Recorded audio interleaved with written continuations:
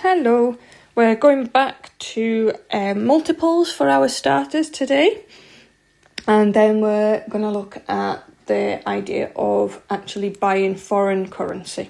Okay, so first of all, which of these numbers are multiples of 5? Now remember and pause this, do it yourself, and if you know what you're doing, just do it and then skip to the bit where I'm giving you the answers and make sure you're correct. If you need a bit of help, stick around until you know what you're doing and then pause it and do it and check the answers. Okay, so which are multiples of 5? Right, we can spot a multiple of 5, remember, because it will end in a 5 or a 0. Remember the 5 times table, that's what it means. Which of these numbers are in the 5 times table? Okay, so remember 5, 10, 15, 20, it alternates between the number finishing with a 5 and finishing with a 0. So we can do that really easily. Okay, 428 is not. 1,535 is because it ends in a 5. 90 is because it ends in a 0. 903 ends in a 3, which is not a 0 or a 5.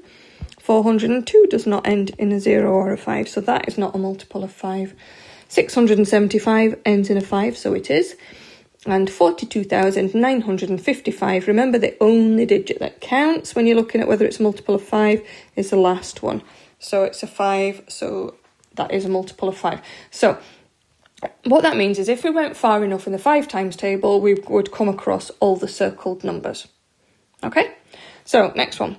Which of these are multiples of 3? So remember, to find out if a number is a multiple of 3, can you remember the little trick?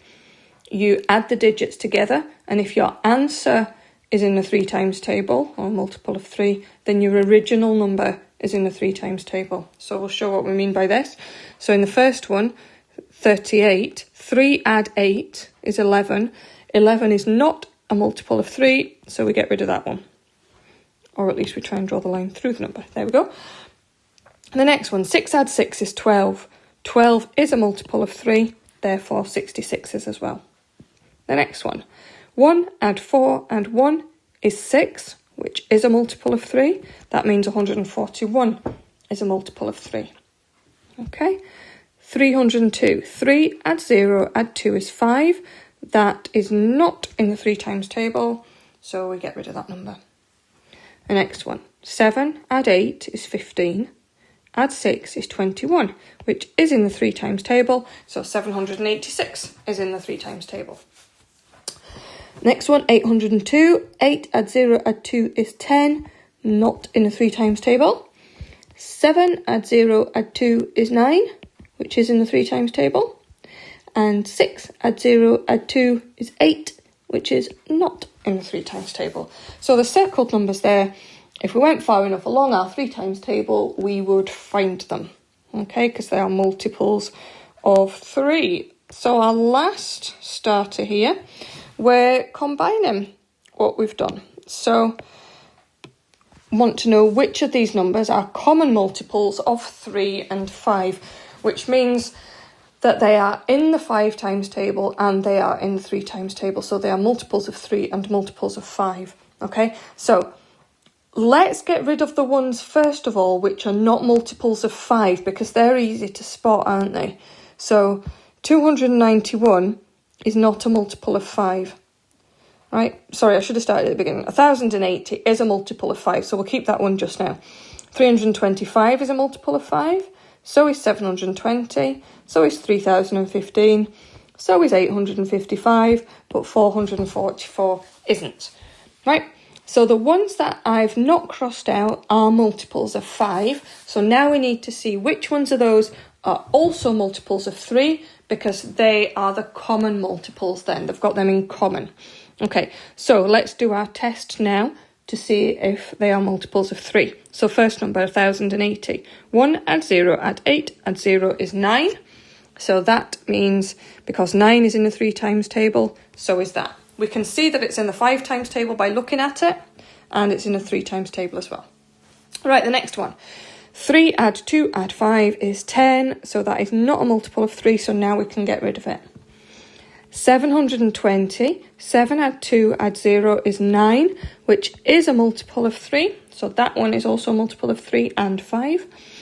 3,015, 3 add 0 add 1 add 5 is also 9. So that one is a multiple of 3. And 8 add 5 is 13. Add another 5 makes 18. And that is also a multiple of 3. So the circled numbers there are common multiples of 3 and 5. So if you went far enough along in your 3 times table, you would find those 4 circled numbers. If you go far enough along your 5 times table, you will also find those circled numbers. Okay, so on to our bit of work on foreign currency. So we've already looked at this earlier in the week. So remember, if you're changing pounds into other currencies, you need to, oh dear, I don't like that. You need to multiply the number of pounds by the exchange rate. And that'll give you your amount of foreign currency.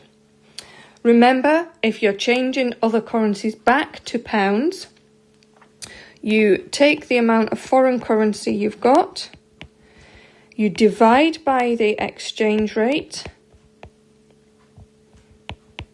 and that gives you the number of pounds. Okay, so pounds times the exchange rate gives you the foreign currency. Oops.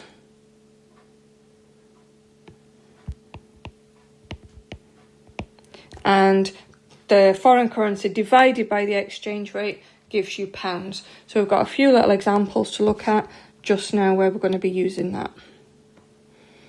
Okay, so we've got 3 cases to look at. The first case is sending a gift. I want to give £20 to my niece to spend on her holiday to Florida. Now, it's important to say at the moment that as far as I can see, there is nowhere to buy foreign currency from at the moment. I've looked online at the usual places that sell foreign currency. I've looked at Sainsbury's, Ramsden's, Post Office, a couple of other places, and they've all just got signs on the website saying that this service is not operating at the moment. Okay, nobody's allowed to go abroad anyway at the moment, so you don't need the money. Okay, so we're kind of looking at a situation that's not really realistic just now, but fingers crossed in a few more months things might be on the way to returning to normal. Okay, anyway, you want to give $20 to your niece, or I want to give $20 to my niece to spend on our holiday to Florida, and we've got the exchange rate for dollars here. Now, because she's going to Florida, we know that's US dollars. All right, remember what I said earlier in the week, that usually if you just see a dollar sign, it does mean US dollars, because if it's Canadian dollars or Australian dollars, you get the CA or the AUS in front of it. Okay, so we want to change $20 into pounds, because I want to know how much these $20 are going to cost me. Okay, so we take our 20 and we divide by the exchange rate.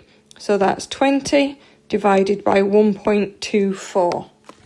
Okay, so we would need a calculator for this because we don't necessarily know our 1.24 times tables.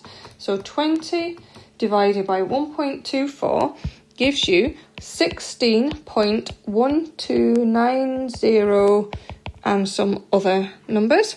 So remember, this is money and it's pounds, because I want to know how much this is going to cost me.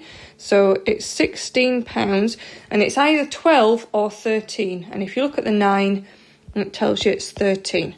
Okay, so if I was able to go into a shop and buy foreign currency at the moment, if I was allowed to buy dollars, if I wanted to buy $20, it would cost me £16.13.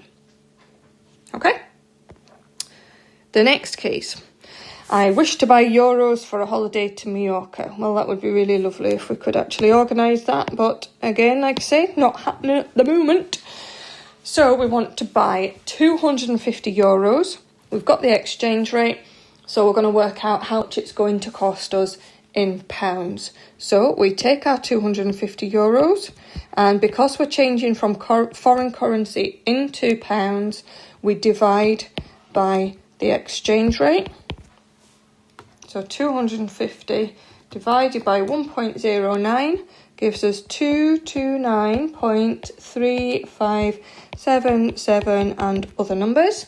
And again, it's pounds, so we need 2 decimal places. So 229 point, it's either 35 or 36 pence. So because of the 7, it's 36. Okay, so if we were buying euros, if we're buying 250 euros at this exchange rate, it would cost us £229.36. Okay, and one last case to look at here, buying holiday money. I'd like to buy £500 worth of Australian dollars to spend on a family visit to Sydney. And here's the exchange rate. Now, what I haven't got written down here is something that we need to bear in mind once we've worked this out. So we'll work it out first and then I'll tell you what we need to bear in mind. Okay, so if we went into Sainsbury's when their travel money section is open, then we can say, right, can I buy £500 worth of dollars, please? So the calculation that they would do, they wouldn't do it on a calculator. They've got computers that work it all out. They're using the currency converters like we were practicing yesterday. So remember, to change into foreign currency, you take the amount of pounds and you multiply by the exchange rate. All right, so 500 times 1.77 gives us 885. Okay, now 885, that's fine as long as the shop has $5 bills, and they probably do. Okay, what they don't have is coins. Okay, so if, for example, the exchange rate had been £1 equals Australian dollars 1.7683, for example, because remember, some of the exchange rates that we've looked at have been 4 decimal places. If we did 500 times 1.7683, we get 884.15. Now, because the Money Exchange Bureau doesn't have coins, if we were looking, so forget about the earlier scenario, if we're just looking at this case here, down here, excuse me, if we wanted to spend £500 on dollars, the exact cost is $884.15, but they don't have coins, okay? They can't carry coins because think about how many coins we have in our currency and think about the amount of different currencies they've got and think about how you store coins, okay? Notes are easy because they can stack together, can't they? But coins are not so easy, all right? So they only carry notes, and usually they carry notes in 5s, like ours, 10s, 20s, 50s, and sometimes 100s, okay? But if they're the only notes that they've got, they can't give us $884.15. So our choice is we can either buy $880 or we can buy $885. They're the two amounts of dollars either side of this amount, aren't they, that we can make out of these notes, okay? But what they don't do, they don't give you any money for free, okay? So if you want $880, you'll have to pay for exactly $880. If you want $885, you'll have to pay for $885, okay? So I'm just going to write the 885 there and rub it out from there. Okay, so if we were buying $880, oops daisy, then that would cost us, remember we have to work it out in pounds, so we're dividing by the exchange rate. And if we were buying $885, we can work out how much that would cost us. So if we do these two calculations, these are going to tell us how much those amount of dollars would cost us. So we've got 880 divided by 1.7683 gives us, now we round it to 2 decimal places, so 4, 9, 7, 65. or 885 divided by 1.7683 is 500.48. Okay, so depending on whether we choose to buy $880 or $885, these are the amounts that it would cost us. Okay, so the Travel Money place will round it to the nearest $5, but you still have to pay the exact amount for the exact amount that you're getting. Okay, so there's a question like each of those in the practice questions for today, so do give me a shout if you're not sure about any of this, particularly the bit at the end.